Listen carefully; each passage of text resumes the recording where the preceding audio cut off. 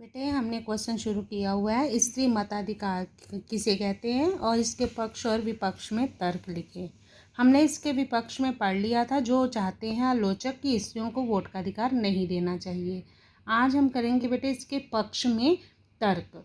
सबसे पहले है, जो लोग कहते हैं कि स्त्रियों को वोट का अधिकार देना चाहिए, वो सबसे पहली दलील क्या देते हैं बेटा?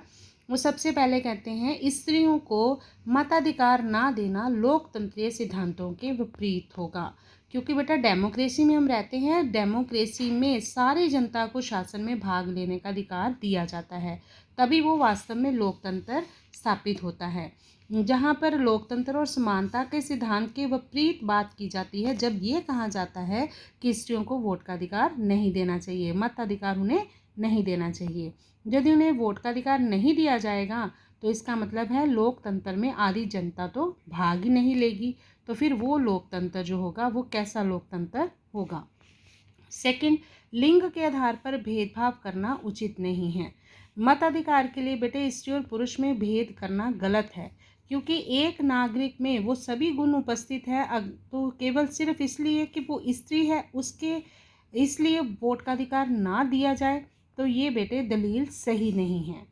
ठीक है बेटा। तीसरा है, मताधिकार जो है पारिवारिक कर्तव्यों में बाधा नहीं बनता। जो आलोचक ये कहते हैं कि अगर स्त्रियों को वोट का अधिकार दे दिया जाए तो वो अपने परिवार के कर्तव्यों के प्रति उदासीन रह जाएंगी, ये बात भी गलत है, क्योंकि मताधिकार के प्रयोग के लिए बेटा अधिक समय की ज़रूरत तो होती नहीं, और फिर ये काम 5 सालों में 1 या 2 बार ही करना पड़ता है। तो स्त्रियों को फिर मतदान करने के लिए मतदान केंद्र पर जाना भी अगर पड़ता है तो उनके घरेलू कार्यों में किसी तरह की कोई रुकावट नहीं आती और ना ही उनका पारिवारिक जीवन नष्ट होता है। नेक्स्ट है 4th पॉइंट, स्त्री मताधिकार राजनीति को भी शुद्ध कर देगा। हम सब जानते हैं बेटे स्त्रियों में प्रेम, सहानुभूति, सेवा, सहनशीलता, ये सभी गुण होते हैं जो पुरुषों में बहुत कम होते हैं, जिसके कारण वो क्या करती हैं बेटे, जब भी वो अगर राजनीति में आएंगी, कानूनों का निर्माण करेंगी, तो वो ऐसे ही कानून बनाएंगी जो जनहित के पक्ष में हो। और फिर वो स्त्रियां जो है वो छल कपट, झूठ, मकारी, इन सभी चीज़ों से दूर रहती हैं। क्यों? अगर वो राजनीति में आ जाएंगी तो फिर वो राजनीति को भी पवित्र स्थान बना देंगी, और अगर स्त्रियों को वोट का अधिकार दिया जाता है तो राजनीति के लिए अच्छा ही है, क्योंकि स्त्री मताधिकार से राजनीतिक पवित्र स्थान बन जाएगा। ठीक है। नेक्स्ट है 5वां पॉइंट, स्त्रियां पुरुषों से मानसिक दृष्टि से कमज़ोर नहीं हैं।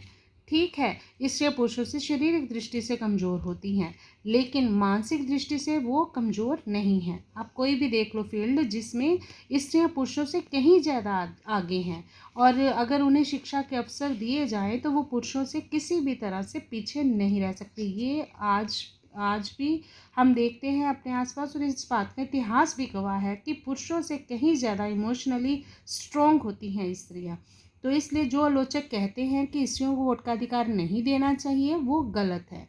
कंक्लूड क्या करते हैं हम इस क्वेश्चन को? हम यही कहेंगे कि अगर स्त्रियां भी राजनीति में उतनी ही सक्रियता से भाग लेती है जितने पुरुष, तो इसलिए उन्हें फिर वोट के अधिकार से वंचित रखना किसी भी आधार पर उचित नहीं है, ना लोकतंत्र के आधार पर, ना ही समानता के सिद्धांत के आधार पर। ओके बेटा।